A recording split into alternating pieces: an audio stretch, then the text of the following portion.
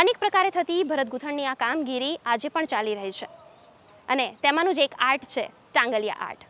700 વર્ષ જૂની આ કલાને સુરેન્દ્રનગરના કેટલાક પરિવારો દ્વારા હજુ પણ સાચવવામાં આવી રહી છે।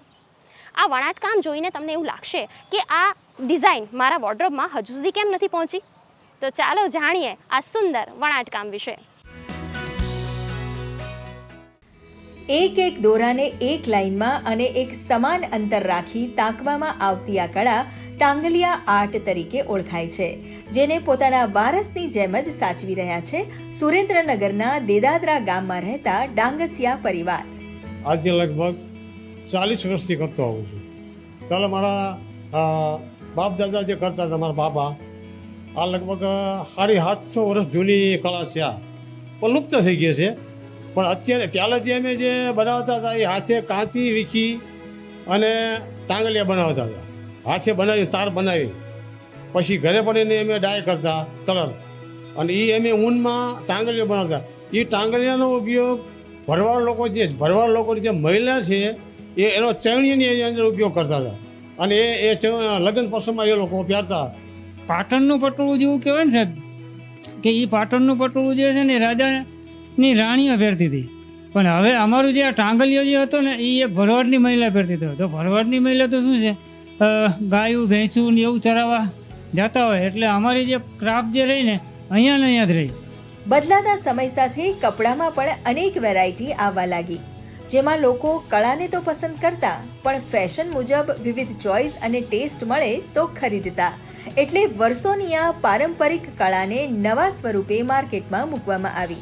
ગાંધીનગરમાં જે નિફ્ટ છે એ દ્વારા અમને તાલીમ આપવામાં આવી, એમ કે તમે કોટનની અંદર કે દુપટ્ટા છે, કુર્તી છે, સાડી છે, બધું ઘણું બ્લાઉઝ પીસ છે, કુશન કવર છે, આ બધું બનાવો તો એ બનાવો તો તમને એમ કે તમારી આ જે કળા છે ને એ આગળ આવે। અને ઓલી ભરવાડ જે મહિલા પહેરતી હતી, પણ અત્યારે જ આ તમે બનાવો કોટનની અંદર તો બધા આનો ઉપયોગ કરે અને પહેરી શકે।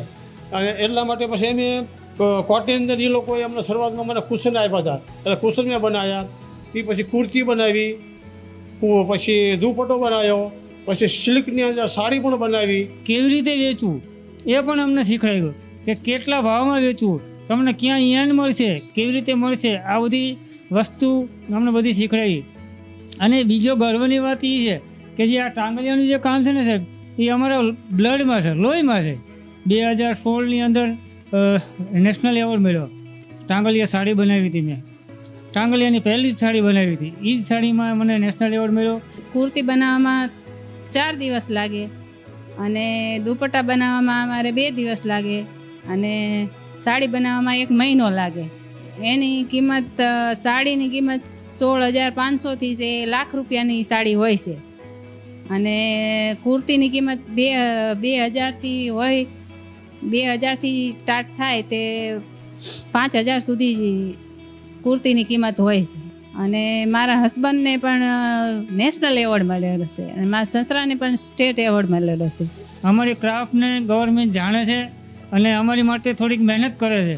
અને ઇન્ડેક્સીના પ્રોગ્રામ જ્યારે હોય તો અમારે અહીંયા સ્ટોલ લગાવી છે, ત્યાં અમારો 1 રૂપિયાનો ચાર્જ થતો નથી, રહેવાનું અમારું ત્યાં જ હોય છે, કોઈ જાતની ચિંતા હોતી નથી। એટલે ભારત સરકાર, ગુજરાત સરકાર તરફથી જે ઇન્ડેક્સી હાટની અંદર જે પ્રોગ્રામ થાય એની અંદર તો એ વેચાણ સારું થાય છે, જેથી કરીને અમે બહાર જ આવીએ છીએ તો માણસોને ખ્યાલ આવે કે આ ટાંગલિયા કળા શું છે।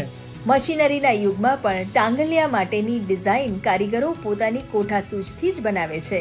જે ખાસ કરીને આ ટાંગલિયા આર્ટ જે છે ને, જ્યારે અમે કપડું બનાવીએ ને સાહેબ, કપડું બનાવતા એક ધાગાને આમ ટ્વિસ્ટ કરીને એક ડોટ બનાવી, કે આ ડોટ જે છે ને આગળ અને પાછળ બંને તરફ સેમ જ દેખાય, અને આ વॉशेबल है, आने कहीं था ही नहीं सर। मैंने यहाँ पे बहुत सारी वैरायटी देखी, साड़ी की, दुपट्टे की, सूट पीसेस की, तो इनके डिज़ाइन बहुत अच्छे हैं, कलर वैरायटीज़ भी बहुत है, कॉटन के हैं, सिल्क के हैं, और इनकी जो इंट्रिकेट डिज़ाइंस है ये भी बहुत अच्छे हैं। અમારી જે નીચલી જે પેઢી છે, મારા છોકરા છે, અમારી દીકરી છે, અમારા તો કુટુંબ છે, બધાને એમ કહે કે તમે આ ધંધો કરો। અમારા સમાજને પણ અમે કહીએ છીએ કે આ ધંધો કરો તો આ કળા જે આપણી જે લુપ્ત થઈ છે એ એમ કે ચાલુ રહે વારસાગત। ભારતના ગામોમાં વસેલી આ હાથ વણાટની કળાઓ આજે પણ દુનિયાના ટેક્સટાઇલ માર્કેટને ટક્કર આપી રહી છે, જેનો ભારતીય તરીકે આપણને ગર્વ થાય તે સ્વાભાવિક, પણ સાથે આવી કળાને પ્રમોટ કરવી તે જવાબદારી પણ આપણી જ છે. ગુડ ન્યૂઝ ગુજરાત માટે સુરેન્દ્રનગરથી બ્રિજેશ ત્રિવેદીનો રિપોર્ટ. મિત્રો, ચોમાસાની ઋતુમાં જો પ્રકૃતિને 16 કળાએ ખીલેલી જોવી હોય, હિલ સ્ટેશન પર જવાનો વિચાર હોય તો એ પહેલાં મુલાકાત લો સુરત જિલ્લાના ઉમરપાડા તાલુકામાં આવેલા દેવઘાટની, કે જ્યાં ઇકો ટુરિઝમ પાર્ક, ડુંગરો, ધોધ, વનરાજી પર્યટકો માટે આકર્ષણનું કેન્દ્ર બન્યું છે.